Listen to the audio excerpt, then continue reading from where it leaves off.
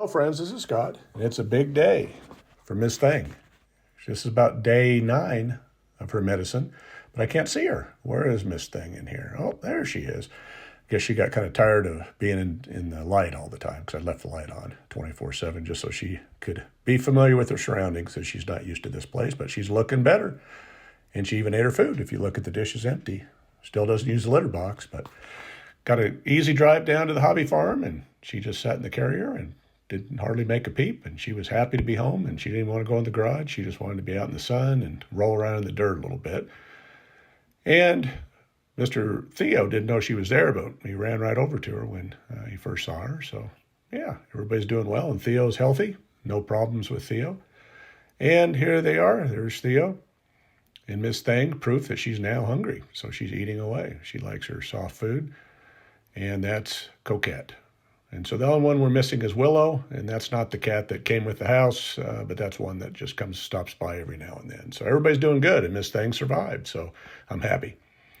And then here we got something going on here near today's topic of the video.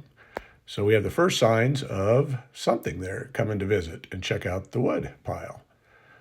And here's where we're at today, and I just got a quick trip right before Christmas. I wanted to get Miss Thing back down so she could be here. And need to get some firewood chopped up. I don't have any of my indoor materials yet down here to start the project or continue on with the indoor remodeling projects. So I thought I'd just see what I could do about expanding the wood rack, the world's best wood rack, and chopping up some of these, at least splitting them in half.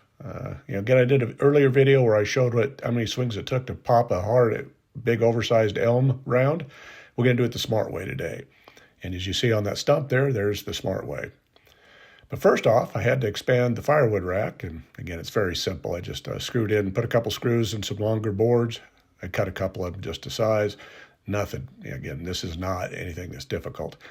And there we go. That's what wedges can do for you when you're dealing with tough wood. And again, if you're dealing with Western, more soft woods, you don't need probably a lot of wedges. You can just whack them with the axes. But yeah, hardwood, you need some wedges. And that's a 22 wide by 21 inch log. So that's even bigger than the one that I swung 140 something times, I think, to split it up. But here's what I'm doing is I got 2 wedges. Now you can't just have one wedge, because what'll happen is you'll start burying it, and then you'll end up, as I'll show you here in a minute, you got a problem. So I've got 2 wedges, and I'm just starting on one on each side and just pounding them in with a little 8-pound hand sledge.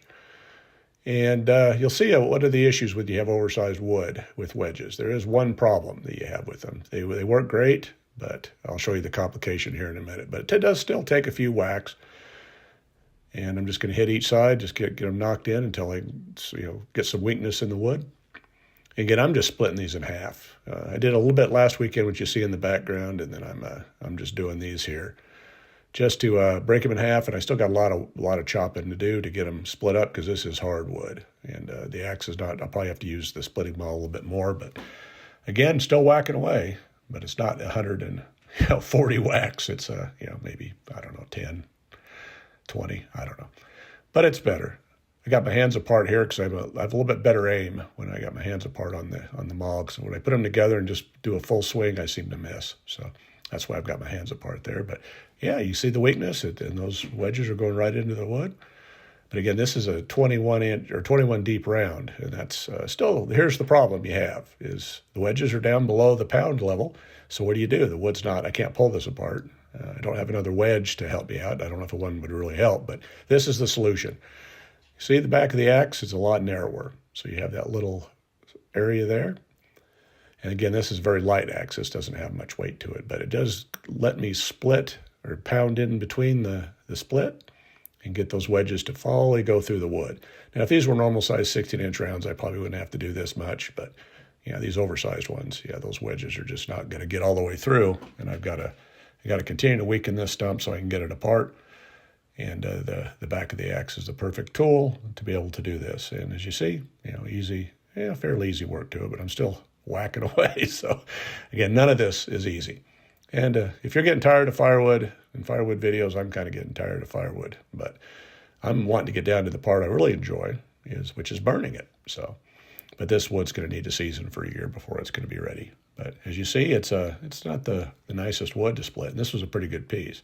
But it was one of the bigger rounds. It was even bigger than the one that I hit with the, just trying to break it without the wedges. And I ended up having to use a wedge to finally crack it open. But some of these logs, and I'm not going to try to cut those or split those by hand. There's just no way. If I had a mechanical splitter, I could do it. But there's one that I'm going to try still, whack a couple edges off that double stump at least. But my goal today was to do this, which is just to get them broken up into about halves.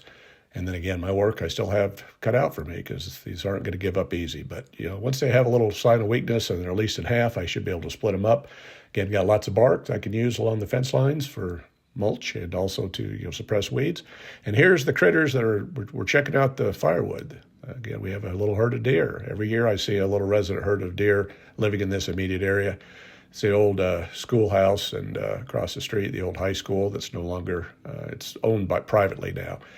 But the deer just kind of hang out in the tall grass and they come into our yards in the night and they eat up everything. So that's why it was so important that I put the cages on the trees because these deer would eat it up.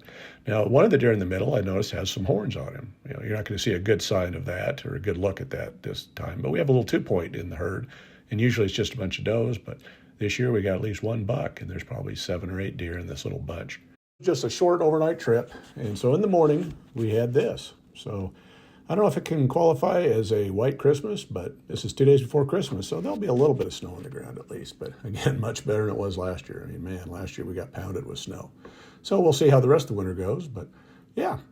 Well, anyway, thanks for watching this video, and I hope everybody had a Merry Christmas. I know this video is coming out after Christmas, and so I'm ready to come back down and spend a little time before New Year's with the family for a couple days, and hopefully I can finish chopping up all this wood. We can move on to the interior project. So anyway, hope everybody has a happy rest of the year and a happy New Year. Thanks for watching.